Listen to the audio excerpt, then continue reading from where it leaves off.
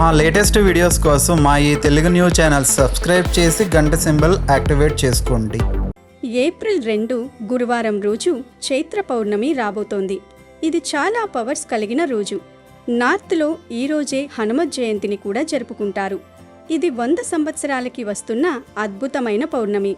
ఈ చైత్ర పౌర్ణమినే మనం చిత్ర పౌర్ణమి అని, మహాచైత్రి అని అంటాము.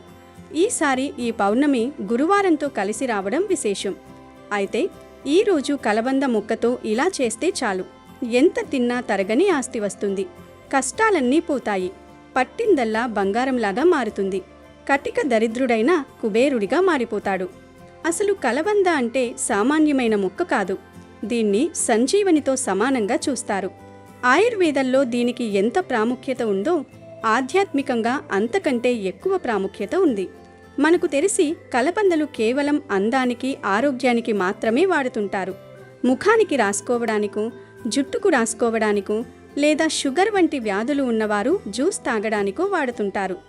ఆరోగ్యపరంగా ఇందులో ఎన్ని ఔషధ గుణాలున్నాయో మనందరికీ తెలుసు. కడుపులో ఉన్న మలినాలను, విష పదార్థాలను ఎలా అయితే ఈ కలబంద బయటకు పంపిస్తుందో, అలాగే మన ఇంటికి పట్టిన దరిద్రాన్ని, పీడను, దోషాలను కూడా తరిమి కొట్టే శక్తి ఈ కలబందకు ఉంది. సాక్షాత్తు ఆ లక్ష్మీదేవి అనుగ్రహం ఈ ముక్కపై ఉంటుంది అని పురాణాలు చెబుతున్నాయి. ముక్కోటి దేవతలు కూడా ఈ కలబంద ముక్కలు కొలువై ఉంటారు. అందుకే పూర్వం నుండి మన పెద్దలు ఇంటి ముందు కలబందను కట్టేవారు. ఎందుకంటే కలబందకు ధనాన్ని ఆకర్షించే శక్తి అద్భుతంగా ఉంటుంది. అయస్కాంతం ఇనుమును ఎలా అయితే ఆకర్షిస్తుందో, ఈ కలబంద ముక్క డబ్బును, ఐశ్వర్యాన్ని అలా ఆకర్షిస్తుంది. అదే సమయంలో కష్టాలను, నరదృష్టిని, ఏడుపులను తరిమికొట్టే శక్తి దీనికుంది. మరి ఇంతకీ అద్భుతమైన శక్తులున్న ఈ కలబందతో ఈ శక్తివంతమైన పౌర్ణమి రోజు ఏం చెయ్యాలి, ఆ పరిహారం ఎలా చెయ్యాలి అనే విషయాలను ఇప్పుడు మనం చాలా వివరంగా తెలుసుకుందాం. ఫ్రెండ్స్, ఈ పవిత్రమైన పౌర్ణమి మీ తలరాతను మార్చబోతుంది గనుక దయచేసి ఎక్కడా నిర్లక్ష్యం చెయ్యకండి. అదృష్టం పలుపు తట్టినప్పుడు అశ్రద్ధ చెయ్యకూడదు. మీకోసం, మీ పిల్లల భవిష్యత్తు కోసం, మీ కుటుంబం ఎల్లప్పుడూ నవ్వుతూ గడపడం కోసం ఈ పరిహారాన్ని పూర్తిగా అర్థం చేసుకోండి. వీడియోని చివరి వరకు చూడండి. శ్రీమాత్రే నమః అని కమెంట్ చేసి ఈ వీడియోకి ఒక లైక్ కొట్టి మాకు సపోర్ట్ చేయండి. ఇక విషయంలోకొస్తే, ఈ పౌర్ణమి అనేది దృష్టిదోష నివారణకు చాలా చాలా పవర్ఫుల్ డే. సాధారణంగా మనకు ఏవైనా పనులు ఆగిపోతున్నా, ఇంట్లో ఎప్పుడూ గొడవలు జరుగుతున్నా, డబ్బు నిలబడకపోయినా దానికి ప్రధాన కారణం నరదృష్టి అని శాస్త్రాలలో ఉంది. నరుడి దృష్టికి నాపరాలు కూడా పగులుతాయి అంటారు కదా. అటువంటి భయంకరమైన దృష్టిని తీసేయడానికి ఈ పౌర్ణమిని మించిన రోజు లేదు. కాబట్టి ఈ పౌర్ణమి నాడు సాయంత్రం సంధ్యా సమయంలో మీ కుటుంబ సభ్యులందరికీ, ముఖ్యంగా చిన్నపిల్లలకు, సంపాదించే వ్యక్తులకు దృష్టి తగలకుండా ఉండాలంటే కాలికి నల్లదారం కట్టుకోవడం చాలా మంచిది. దీనికోసం మీరు పూజా సామాగ్రి షాపులో దొరికే ఒక నల్ల దారాన్ని లేదా సాధారణ నల్లటి తాడును తీసుకోండి. ఆ దారాన్ని మీ చేతిలో పట్టుకుని ఈ చిన్న మంత్రాన్ని 11 సార్లు జపించండి. ఆ మంత్రం ఏమిటంటే, ఓం లం లం లం, ఓం లం లం లం, దృష్టి నివారయామి, దృష్టి నివారయామి. చాలా చిన్న మంత్రం ఇది. ఇలా 11 సార్లు ఈ మంత్రాన్ని జపించి ఆ దారానికి బలం చేకూర్చిన తర్వాత ఆ నల్లతాడును ఆడవారైతే ఎడమకాలికి, మగవారైతే కుడికాలికి కట్టుకోవాలి అని శాస్త్రం చెబుతోంది. ఇలా మంత్రించి కట్టుకున్న నల్లతాడు రక్షరేఖలా పనిచేస్తుంది. దీనివల్ల మీకు ఎటువంటి చెడు దృష్టి తగలదు. శత్రువుల ప్రయోగాలేవీ పనిచేయవు. అలాగే ఈరోజు ఇంట్లో ఆంజనేయ స్వామి వారిని పూజించండి. ఎందుకంటే ఈరోజు హనుమాన్ జయంతి. ఆంజనేయ స్వామివారి పుట్టినరోజు గనుక ఆంజనేయ స్వామివారిని ఎర్రటి పూలతో పూజించండి. స్వామివారి పటం ముందు నువ్వుల నూనెతో దీపారాధన చేయండి. 5 వడలను, 5 అరటిపళ్లను స్వామివారికి నివేదన చేయండి. కుదిరిన వారు ఈరోజు ఖచ్చితంగా ఆంజనేయ స్వామివారి టెంపుల్కి వెళ్ళండి. స్తోమత ఉంటే గుడిలో కూడా వడలమాలను సమర్పించండి. ఇలా చేస్తే ఆంజనేయ స్వామివారి సంపూర్ణ అనుగ్రహం కలుగుతుంది. అలాగే ఈరోజు స్త్రీలు ఉదయం లేవగానే ఒక గ్లాసులో నీటిని తీసుకుని ఆ నీటిలో చిటికెడు కుంకుమను మరియు ఒక చుక్క పాలను, అలాగే 2 మిరియాలను తీసుకుని పొడిలాగా చేసి ఆ పొడిని కలిపి తర్వాత ఆ నీటిని మీ ఇంటి మెయిన్ డోర్ మీద చల్లుకోవాలి. అలా చల్లుకుంటే ఇంట్లోని దరిద్రం మొత్తం పోతుంది. లక్ష్మీదేవి మీ ఇంట్లో తిష్ట వేసుకుని కూర్చుంటుంది. అలాగే ఈ హనుమాన్ జయంతి రోజు మీరు కుక్కలు కనిపిస్తే ఆ కుక్కలకి మినుములతో చేసిన పదార్థాలను అంటే గారెలు గాని, ఇడ్లీలు గాని, అట్లు గాని, ఊతప్పం గాని, పునుగులు గాని ఇలాంటి పదార్థాలు పెట్టండి. ఇలా ఈరోజు కుక్కలకు మినుములతో చేసిన పదార్థాలని ఆహారంగా పెడితే ఆంజనేయ స్వామి వారి అనుగ్రహం కలుగుతుంది. సకల ఐశ్వర్యాలు సిద్ధిస్తాయి. అంతేకాదు, ఈ పౌర్ణమి రోజు ఎవ్వరూ కూడా చింతపండు, వెల్లుల్లి తినకూడదు. ఏ రూపంలోనూ చింతపండును, వెల్లుల్లిని స్వీకరించకూడదు. కూరల్లో కూడా చింతపండు, వెల్లుల్లి వాడకూడదు. ఇక అత్యంత శక్తివంతమైన ఈ పౌర్ణమి రోజు కలబంద ముక్కతో చేసే ఆ అసలైన ఐశ్వర్య ప్రాప్తి పరిహారం గురించి ఇప్పుడు తెలుసుకుందాం. మనం ఇప్పుడు చెప్పుకోబోయే కలబంద పరిహారం సాధారణంగా మనం ఇంటి గుమ్మం ముందు దిష్టి కోసం వేలాడదీసే పద్ధతి లాంటిది కాదు. ఇదొక ప్రత్యేకమైన, అత్యంత శక్తివంతమైన తాంత్రిక ప్రక్రియ. ధనాన్ని ఆకర్షించడానికి, మన దరిద్రాన్ని తరిమి కొట్టడానికి ఇదొక అద్భుతమైన మార్గం. అందులోనూ ఈ పౌర్ణమి ఒక అద్భుతమైన యోగంతో కలిసి రావడం అనేది ఒక విశేషం. ఈ పవిత్రమైన రోజున ఉదయం సంధ్యా సమయంలో కానీ లేదా సాయంత్రం సూర్యాస్తమయం అయ్యే సంధ్యా సమయంలో కానీ మీరు ఈ పరిహారాన్ని చేసుకోవచ్చు. అంటే 5 నుండి 7 మధ్యలో చేయాలి. ఈ ప్రక్రియ కోసం మీరు ముందుగా ఒక మంచి కలబంద ముక్కలు సేకరించుకోవాలి. ఈ ముక్క ఎక్కడి నుండి తెచ్చామన్నది ముఖ్యం కాదు, అది ఎంత జీవకళతో ఉందన్నదే ముఖ్యం. మీ ఇంటి ఆవరణలో ఉన్న కుండీలో పెరుగుతున్న మొక్కైనా పర్వాలేదు, లేదా మీరు బయట నర్సరీ నుండి కొనుక్కుని తెచ్చుకున్నదైనా పర్వాలేదు, పక్కింట్లో పొరుగింట్లో నుండి తెచ్చిన మొక్కైనా పర్వాలేదు, ఆఖరికి పొలాల గట్ల మీద సహజంగా పెరిగే మొక్కైనా సరే. కానీ ఒక్కటి మాత్రం గుర్తుంచుకోండి, ఆ మొక్క వాడిపోయి ఉండకూడదు, ఎండిపోయినట్లు ఉండకూడదు. పచ్చగా నిగినిగలాడుతూ చూస్తేనే ఒక పాజిటివ్ ఎనర్జీ ఇచ్చేలా ఉండాలి. వేర్లతో సహా ఆ మొక్కను సేకరించండి. ఇలా మొక్కను తెచ్చుకున్న తర్వాత మొదటి పనిగా దాన్ని శుభ్రమైన నీటితో కడగాలి. దాని మీద ఉన్న ధూళిని, మట్టిని వదిలించి స్వచ్ఛంగా మార్చాలి. ఆ తర్వాత ఆ కలబంద మొక్క మొత్తానికి నిండుగా పసుపు రాయాలి. పసుపు అనేది సాక్షాత్తు లక్ష్మీదేవికి అత్యంత ప్రీతికరమైనది. పైగా అదొక గొప్ప క్రిమి సంహారిణి కూడా. ఆధ్యాత్మికంగా పసుపు అనేది మంగళకరమైన శక్తిని ఆకర్షిస్తుంది. కలబంద పచ్చదనం మీద ఈ పసుపు రంగు కలిసినప్పుడు అక్కడొక అద్భుతమైన కాంతి ఏర్పడుతుంది. ఇలా పసుపు రాసిన తర్వాత ఎర్రటి కుంకుమను తీసుకుని ఆ కలబంద ఆకుల మీద బొట్లు పెట్టాలి. ఆకుల చివరన, మధ్యలో మరియు మొదలు భాగంలో ఇలా వరుసగా బొట్లు పెడుతూ ఆ మొక్కను ఒక దేవతామూర్తిలా సిద్ధం చేసుకోవాలి. ఇప్పుడు ఒక కొత్త ఎర్రటి వస్త్రాన్ని తీసుకోండి. గుర్తుంచుకోండి, వాడిన వస్త్రం పనికిరాదు, కొత్తదై ఉండాలి. ఎరుపు రంగు అనేది శక్తికి, విజయాన్నిచ్చే అమ్మవారికి సంకేతం. ఈ ఎర్రటి వస్త్రం మధ్యలో మనం సిద్ధం చేసుకున్న ఆ కలబంద మొక్కను ఉంచాలి. ఇప్పుడు ఈ పరిహారంలో అత్యంత కీలకమైన వస్తువులను ఒక్కొక్కటిగా చేర్చాలి. మొదటగా ఆ కలబంద మొక్క పైన 3 పసుపు కొమ్ములను ఉంచండి. ఈ పసుపు కొమ్ము అనేది జ్యోతిష్య శాస్త్రం ప్రకారం గురుగ్రహానికి సంకేతం. గురుగ్రహ అనుగ్రహం ఉంటేనే మనిషికి సంపద, పేరు ప్రఖ్యాతులు వస్తాయి. అలాగే పసుపు కొమ్ము బంగారానికి ప్రతిరూపం. ఆ పసుపు కొమ్ము ఉంచిన తర్వాత దాని పక్కనే కొద్దిగా పచ్చ కర్పూరాన్ని వేయాలి. కర్పూరం అనేది దైవికమైన శక్తిని పెంచుతుంది. పచ్చ కర్పూరం వాసన ఎక్కడైతే ఉంటుందో అక్కడ లక్ష్మీదేవి కొలువై ఉంటుంది. ఇది గాలిలోని నెగటివ్ ఎనర్జీని పారద్రోలి పాజిటివ్ ఎనర్జీని ఆ మూటలోకి ఆకర్షిస్తుంది. ఆ తర్వాత దానిపై కొన్ని 7 మిరియాలను వేయాలి. మిరియాలు అనేవి రక్షణకు మరియు దృష్టి దోష నివారణకు ప్రతీక. మన ఇంటికి లేదా మన సంపాదనకు ఎటువంటి దుష్టశక్తులు అడ్డుపడకుండా ఈ మిరియాలు రక్షణ కవచంలా పనిచేస్తాయి. శత్రువుల కుతంత్రాలను ఇవి నిర్వీర్యం చేస్తాయి. మిరియాలు వేసిన తర్వాత ఒక రూపాయి బిళ్లను దానిపై ఉంచండి. రూపాయి బిళ్లను ధనలక్ష్మిగా భావిస్తాం. మన ఇంట్లో చిల్లర నాణాల సవ్వడి ఎక్కడైతే ఉంటుందో అక్కడ మహాలక్ష్మి స్థిరంగా నివాసం ఉంటుందని పెద్దలు చెబుతుంటారు. అందుకే ఈ పరిహారంలో నాణానికి అంత ప్రాముఖ్యత ప్రత్యేకత ఉంది. వీటితో పాటు అత్యంత శక్తివంతమైనవి, లక్ష్మీదేవికి తోబుట్టువుల వంటివి అయిన 3 లక్ష్మీ గవ్వలను కూడా ఆ వస్త్రంలో వేయాలి. గవ్వలు సముద్ర గర్భం నుండి ఉద్భవిస్తాయి. సముద్ర తనయ అయిన లక్ష్మీదేవికి ఈ గవ్వలంటే ప్రాణం. గవ్వలు ఎక్కడ ఉంటే అక్కడ ఐశ్వర్యం వెల్లివిరుస్తుంది. ఈ 3 గవ్వలు, రూపాయి బిళ్ళ, మిరియాలు, కర్పూరం మరియు పసుపు కొమ్ము ఇవన్నీ కలబంద మీద పెట్టిన తర్వాత ఆ ఎర్రటి వస్త్రాన్ని ఒక మూటలాగా గట్టిగా కట్టండి. లోపల పెట్టిన వస్తువులు ఏవి కూడా కింద పడిపోకుండా జాగ్రత్తగా ముడివేయండి. ఇలా మూట సిద్ధం చేసుకున్న తర్వాత దానికొక దైవికమైన ముద్రను వేయాలి.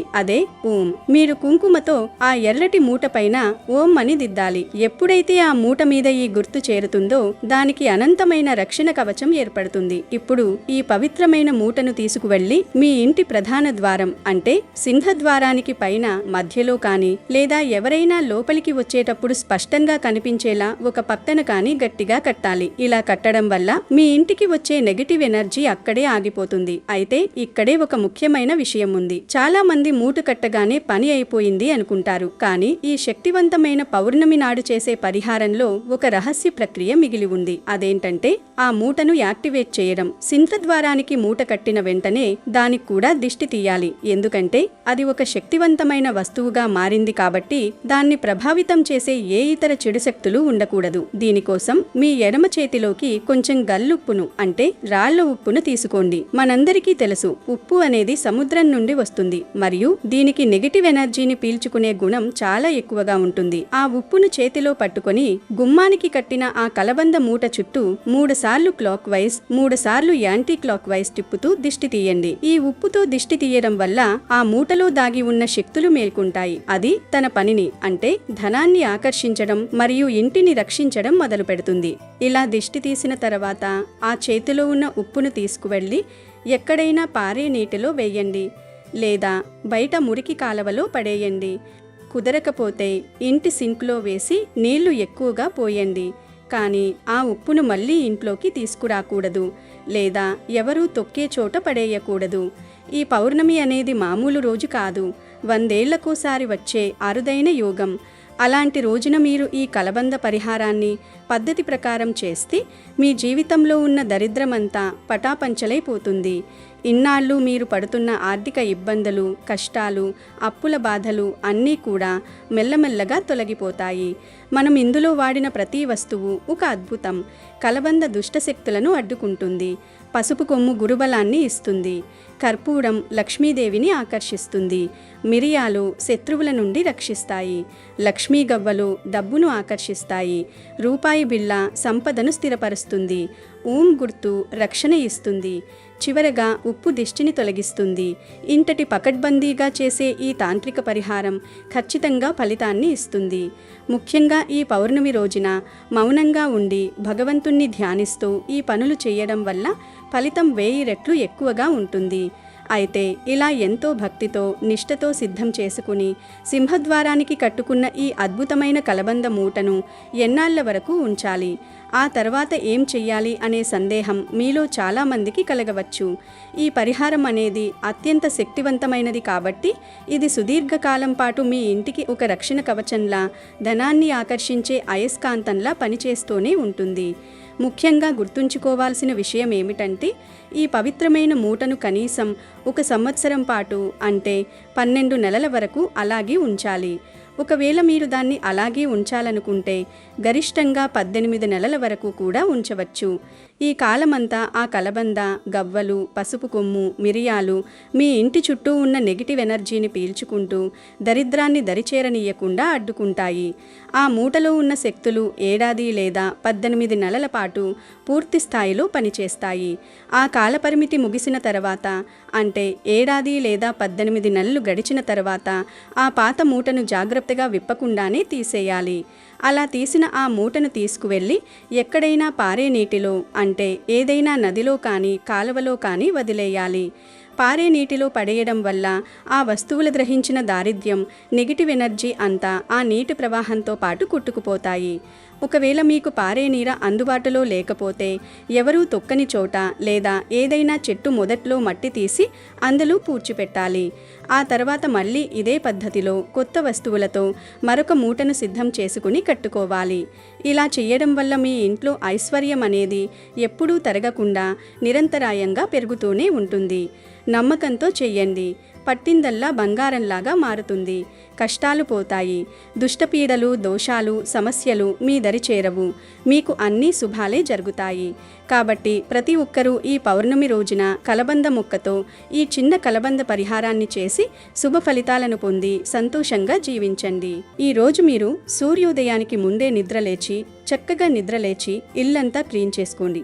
బయట వాకిలి అంతా కూడా నీట్గా శుభ్రంగా ఊడ్చుకొని చక్కగా కల్లాపి చల్లుకొని మంచిగా మీరు ముగ్గు పెట్టుకుని పసుపు కుంకుమలతో ఆ ముగ్గుని అలంకరించుకోండి. లక్ష్మీ కళ ఉట్టిపడే విధంగా మీ ఇంటి వాకిలిని అలంకరించుకోవాలి. ఆ తర్వాత స్నానం చేసుకుని శుచిగా ఉండే వస్త్రాలు ధరించండి. ముఖ్యంగా ఈరోజు ఎర్రటి రంగులో ఉండే వస్త్రాలు ధరిస్తే మంచిది గనుక ఆ రంగు దుస్తులు ధరించండి. తర్వాత ఇంట్లో ఆంజనేయ స్వామికి పూజ చేసుకోవాలి. పూజ చేసే ముందు ఇల్లంతా పసుపు నీళ్లు చల్లుకోండి. తర్వాత పూజ చేసుకోండి. కుదిరితే ఈరోజు ఉదయాన్నే హనుమ ఆలయానికి వెళితే చాలా మంచిది. ఈ పౌర్ణమి అనేది దృష్టిదోష నివారణకు చాలా చాలా పవర్ఫుల్ డే. సాధారణంగా మనకు ఏవైనా పనులు ఆగిపోతున్నా, ఇంట్లో ఎప్పుడూ గొడవలు జరుగుతున్నా, డబ్బు నిలబడకపోయినా దానికి ప్రధాన కారణం నరదృష్టి అని శాస్త్రాలలో ఉంది. నరుడి దృష్టికి నాపరాళ్ళు కూడా పగులుతాయి అంటారు కదా. అటువంటి భయంకరమైన దృష్టిని తీసేయడానికి ఈ పౌర్ణమిని మించిన రోజు లేదు. కాబట్టి ఈ పౌర్ణమి నాడు సాయంత్రం సంధ్యా సమయంలో మీ కుటుంబ సభ్యులందరికీ, ముఖ్యంగా చిన్నపిల్లలకు, సంపాదించే వ్యక్తులకు దృష్టి తగలకుండా ఉండాలంటే కాలికి నల్లదారం కట్టుకోవడం చాలా మంచిది. దీనికోసం మీరు పూజా సామాగ్రి షాపులో దొరికే ఒక నల్ల దారాన్ని లేదా సాధారణ నల్లటి తాడును తీసుకోండి. ఆ దారాన్ని మీ చేతిలో పట్టుకుని ఈ చిన్న మంత్రాన్ని 11 సార్లు జపించండి. ఆ మంత్రం ఏమిటంటే ఓం లం లం లం, ఓం లం లం లం, దృష్టి నివారయామి, దృష్టి నివారయామి. చాలా చిన్న మంత్రం ఇది. ఇలా 11 సార్లు ఈ మంత్రాన్ని జపించి ఆ దారానికి బలం చేకూర్చిన తర్వాత ఆ నల్లతాడును ఆడవారైతే ఎడమకాలికి, మగవారైతే కుడికాలికి కట్టుకోవాలి అని శాస్త్రం చెబుతోంది. ఇలా మంత్రించి కట్టుకున్న నల్లతాడు రక్షరేఖలా పనిచేస్తుంది. దీనివల్ల మీకు ఎటువంటి చెడు దృష్టి తగలదు. శత్రువుల ప్రయోగాలేవీ పనిచేయవు. అలాగే ఈరోజు ఇంట్లో ఆంజనేయ స్వామి వారిని పూజించండి. ఎందుకంటే ఈరోజు హనుమాన్ జయంతి. ఆంజనేయ స్వామి వారి పుట్టినరోజు గనుక ఆంజనేయ స్వామి వారిని ఎర్రటి పూలతో పూజించండి. స్వామివారి పటం ముందు నువ్వుల నూనెతో దీపారాధన చేయండి.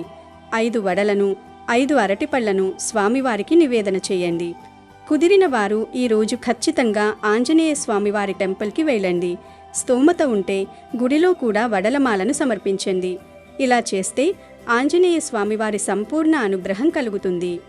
అలాగే ఈరోజు స్త్రీలు ఉదయం లేవగానే ఒక గ్లాసులో నీటిని తీసుకుని ఆ నీటిలో చిటికెడు కుంకుమను మరియు ఒక చుక్క పాలను అలాగే 2 మిరియాలను తీసుకుని పొడిలాగా చేసి ఆ పొడిని కలిపి తరువాత ఆ నీటిని మీ ఇంటి మెయిన్ డోర్ మీద చల్లుకోవాలి. అలా చల్లుకుంటే ఇంట్లోని దరిద్రం మొత్తం పోతుంది. లక్ష్మీదేవి మీ ఇంట్లో తిష్ట వేసుకుని కూర్చుంటుంది. అలాగే ఈ హనుమాన్ జయంతి రోజు మీరు కుక్కలు కనిపిస్తే ఆ కుక్కలకి మినుములతో చేసిన పదార్థాలను అంటే గారెలు గాని, ఇడ్లీలు గాని, అట్లు గాని, ఊతప్పం గాని, పునుగులు గాని ఇలాంటి పదార్థాలు పెట్టండి. ఇలా ఈరోజు కుక్కలకు మినుములతో చేసిన పదార్థాలని ఆహారంగా పెడితే ఆంజనేయ స్వామి వారి అనుగ్రహం కలుగుతుంది. సకల ఐశ్వర్యాలు సిద్ధిస్తాయి. పర్వదినాలలో కొన్ని కూరలను తినకూడదని శాస్త్రాల్లో చెప్పారు. ఎందుకంటే కొన్ని తిథుల్లో కొన్ని కూరలు తింటే గ్రహాలు మనకు వ్యతిరేకంగా మారి లేనిపోని కష్టాలు వస్తాయి. కాబట్టి అలాంటి కూరలను దూరం పెట్టాలి, తినకూడదు. మరి ఈ రోజున ఏ కూరలు వండకూడదు అనే విషయానికి వస్తే ముందుగా నాన్ వెజ్ని ఈరోజు అస్సలు వండకూడదు. అంటే చికెన్, మటన్, చేపలు, రొయ్యలు, పీతలు, గుడ్లు ఇలాంటివేమీ వండకూడదు. కోడిగుడ్డుని చాలామంది శాకాహారంగా భావిస్తూ ఉండి తెలియక తినేస్తూ ఉంటారు. ఇంట్లో పిల్లలకు, పెద్దవారికి, అనారోగ్యంగా ఉన్నవారికి ఉడకబెట్టిన కోడిగుడ్లు ఇస్తూ ఉంటారు. ఆడవారు కూడా గుడ్లు ఉడకబెట్టేసి తింటూ ఉంటారు. కానీ కోడిగుడ్డు కూడా మాంసాహారం కాబట్టి పొరపాటును కూడా ఈ చైత్ర పౌర్ణమి రోజు గుడ్డుని తినకూడదు, వండకూడదు. నాన్ వెజ్ని ఏ రూపంలోనూ తినకూడదు. అంటే చికెన్ పకోడీ రూపంలో కావచ్చు, చికెన్ లాలీపాప్ రూపంలో అవ్వచ్చు, లెగ్ పీసుల రూపంలో అవ్వచ్చు, బిర్యానీల రూపంలో అవ్వచ్చు, noodles, manchurian, burger, pizza, momos, fried rice, chicken puff, egg puff, chicken curry రూపంలో అవ్వచ్చు. ఇలా ఏ రూపంలోనూ కూడా పొరపాటును కూడా చికెన్, ఫిష్ లేదా మటన్ అవ్వచ్చు, లేదా రొయ్యలు అవ్వచ్చు, పీతలు అవ్వచ్చు, వీటిని పొరపాటును కూడా వండకూడదు, తినకూడదు. మనం పండుగ పూట ఇలాంటి చిన్న చిన్న నియమాలు అనేవి ఖచ్చితంగా పాటించాలి. ఎందుకంటే కొన్ని గ్రహాలకు కొన్ని కూరలు అంకితం చేయబడుతూ ఉంటాయి. పండగ పూట అలాంటివి వండినా తిన్నా కూడా అష్టదరిద్రాలనేవి మన వెంటపడి చేతిలో చిల్లి గవ్వ లేకుండా అప్పులు చేసి చాలా కష్టాలను ఎదుర్కోవాల్సి వస్తుంది. కనుక ముందు ఈరోజు నాన్ వెజ్ వండకండి. నాన్ వెజ్తో పాటు వెజ్లో కూడా కొన్ని కూరలని ఈరోజు తినకూడదు. ఈరోజు పొట్లకాయను పొరపాటును కూడా వండద్దు, తినద్దు. లేనిపోని దోషాలు వస్తాయి. అలాగే ఈరోజు పొరపాటున కూడా వంకాయ కూరను వండకూడదు, తినకూడదు. అసలు ఈరోజు వంకాయను బయట నుండి కొని ఇంటికి కూడా తీసుకురాకూడదు అని శాస్త్రాలలో ఉంది. కాబట్టి ఈరోజు ఆడవారు వంకాయ కూరను వండకండి. మామూలు వంకాయను, గుత్తి వంకాయను, తెల్ల వంకాయను, ఏ వంకాయను ఈరోజు తినకూడదు. కూరల రూపంలో కావచ్చు, పచ్చడి రూపంలో కావచ్చు, ఫ్రైల రూపంలో కావచ్చు, పప్పుచారులో వేసుకుని కావచ్చు, ఏ రూపంలోనూ ఈరోజు వంకాయను తినకూడదు. కాదని తింటే అప్పుల పాలైపోతారు. వచ్చే సంవత్సరం చైత్ర పౌర్ణమి వరకు కష్టాలు వచ్చే అవకాశం ఉంది. గనుక అస్సలు ఈరోజు వంకాయను తినకండి. అలాగే ఈరోజు ఎట్టి పరిస్థితులలో కూడా పాలకూరను వండకూడదు. ప్రత్యేకించి కొన్ని శాస్త్రాలలో ఇలా ఈ పౌర్ణమి రోజు పాలకూర తినకూడదు అని చెప్పి రాయడం జరిగింది. కాబట్టి ఈరోజు పాలకూర తినడం వల్ల మనం జీవితమంతా కష్టాలు అనుభవించాల్సి వస్తుంది. కాబట్టి ఈరోజు ఎట్టి పరిస్థితులలో కూడా పాలకూర అనేది ఇంటికి తెచ్చుకోకూడదు, వండుకోకూడదు, తినకూడదు. పాలకూర పులుసు, ఫ్రై, పాలకూర పప్పు, పాలక్ పన్నీర్, పాలకూర జ్యూస్ ఇలా ఏ రూపంలోనూ కూడా పాలకూర తినవద్దు. ఈ పౌర్ణమి రోజు పాలకూర తింటే కష్టాలు పట్టి పీడిస్తాయి. కనుక జాగ్రత్తగా ఉండండి. ఇక తర్వాత వచ్చేసి పెసరపప్పు. ఈరోజు పెసరపప్పు కొని ఇంటికి తెచ్చుకున్నా లేదా వండుకుని తిన్నా లేనిపోని కష్టాలు వస్తాయి. మన యొక్క శాస్త్రాలలో కూడా ఈరోజు పెసరపప్పును ఇంటికి కొని తెచ్చుకోకూడదు, వండుకోకూడదు, తినకూడదు. కాదని తెచ్చుకుని తింటే వాళ్ళకి సర్వ బాధలు అనేవి కలుగుతాయి, అనారోగ్య సమస్యలు అనేవి వస్తాయి, లేనిపోని గొడవలు భార్యాభర్తల మధ్య జరుగుతాయి, కుటుంబ చింతలు అనేవి పెరిగిపోతాయి. ఇలా రకరకాలుగా అనేక రకాలైన సమస్యలు, బాధలు అనేవి కొని తెచ్చుకున్నట్లు అవుతుంది అని చెప్పారు. కాబట్టి ఎట్టి పరిస్థితులలో ఈరోజు పెసరపప్పు జోలికి మీరు వెళ్ళకండి. మామూలుగా కందిపప్పు, ఎర్రపప్పు, మినప్పప్పు ఇలాంటి పప్పులు ఈరోజు తినచ్చు, వాటికి అడ్డేమీ లేదు. కానీ పెసరపప్పు ఒక్కదాన్ని మాత్రం ఈరోజు అవాయిడ్ చేయండి. ఇక తర్వాత కూరగాయ వచ్చేసి బీరకాయ. ముఖ్యంగా బీరకాయ అనేది కొన్ని గ్రహాలకి అంకితం చేయబడుతుంది. కాబట్టి ఈరోజు బీరకాయను ఇంటికి కొని తెచ్చుకోవడం కానీ, లేదంటే బీరకాయ కూర వండుకోవడం కానీ, పచ్చడి చేసుకోవడం కానీ, బీరకాయ ఫ్రై వండుకోవడం కానీ, బీరకాయను పప్పులో వేసుకుని వండడం కానీ ఎట్టి పరిస్థితులలో కూడా చేయకూడదు. లేనిపోని కష్టాలు వస్తాయి. అంతేకాదు ఈరోజు బీరకాయ కూర తింటే సంవత్సరమంతా ఆరోగ్య సమస్యలు వచ్చే అవకాశం ఉంది. అంటే మామూలుగా అయితే బీరకాయ ఆరోగ్యానికి చాలా మంచిది. కానీ ఈ ఒక్కరోజు మాత్రం బీరకాయ అనారోగ్యాన్ని తెస్తుంది. గనుక గుర్తుపెట్టుకుని ఈరోజు బీరకాయ తినకుండా జాగ్రత్త పడండి. వీటితో పాటుగా మీరు ముల్లంగిని కూడా ఎట్టి పరిస్థితుల్లో ఈరోజు తినకూడదు. ముల్లంగిని సాధారణంగా సాంబారులో, పప్పుచారులో వేస్తూ ఉంటారు. ముల్లంగి ఫ్రై కూర కూడా వండుతూ ఉంటారు, చాలా బాగుంటుంది. కానీ ఈ ఒక్కరోజు మాత్రం ముల్లంగికి దూరంగా ఉండండి, లేదంటే సమస్యలు వస్తాయి. అలాగే గుమ్మడికాయను పొరపాటును కూడా ఈరోజు తినవద్దు. చాలామంది గుమ్మడికాయ జ్యూస్ని తాగడం అలవాటు చేసుకున్నారు. ఈ జ్యూస్ తాగితే బరువు తగ్గుతారు. ఈ జ్యూస్ చాలా మంచిది. కానీ ఈ ఒక్కరోజు మాత్రం ఆ జ్యూస్ తాగవద్దు. బూడిద గుమ్మడికాయను ఏ రూపంలోనూ తినవద్దు. బూడిద గుమ్మడికాయను సాధారణంగా దిష్టి తీయడానికి వాడతారు. మీరు కావాలంటే ఈరోజు బూడిద గుమ్మడికాయ ఒకటి తెచ్చుకొని దానికి పసుపు కుంకుమ బొట్లు పెట్టు ఇంటి గుమ్మానికి కట్టుకోవచ్చు, కానీ తినకూడదు. బూడిద గుమ్మడికాయ ఒక్కటే కాదు, తీపి గుమ్మడికాయ కూడా ఈరోజు తినకూడదు. అది కూర రూపంలో కానివ్వండి, వడియాల రూపంలో కానివ్వండి, దప్పలం రూపంలో కానివ్వండి, స్వీట్ రూపంలో కానివ్వండి, గుమ్మడికాయను ఎట్టి పరిస్థితుల్లో కూడా మీరు ఈరోజు ఇంట్లో వండకూడదు. ఇక ఆ తర్వాత ఈరోజు క్యాబేజ్ కూడా తినకూడదు. క్యాబేజ్ కూడా ఈ పౌర్ణమి రోజు ఇంటికి తెచ్చుకోకూడదు, వండకూడదు, తినకూడదు. క్యాబేజ్ అంటే చాలా మందికి ఇష్టముంటుంది, కానీ ఈ ఒక్క రోజు మాత్రం క్యాబేజ్ తినకూడదు అని శాస్త్రాలలో ఉంది. క్యాబేజ్ కూర, ఫ్రై, 65 ఇలాంటివేమీ ఈరోజు తినద్దు. లేనిపోని సమస్యలను కోరి తెచ్చుకోవద్దు. అలాగే ఈరోజు పుట్టగొడుగులని కూడా అస్సలు టచ్ చేయొద్దు. ఈరోజు పుట్టగొడుగులు తింటే ఖచ్చితంగా అనారోగ్య సమస్యలు వచ్చే ఛాన్సెస్ ఉన్నాయి, గుర్తుపెట్టుకోండి. కాబట్టి ఈ రోజున ఈ కూరలు వండకూడదు. కాదని ఈ కూరలు వండినా తిన్నా కష్టాల పాలవుతారు.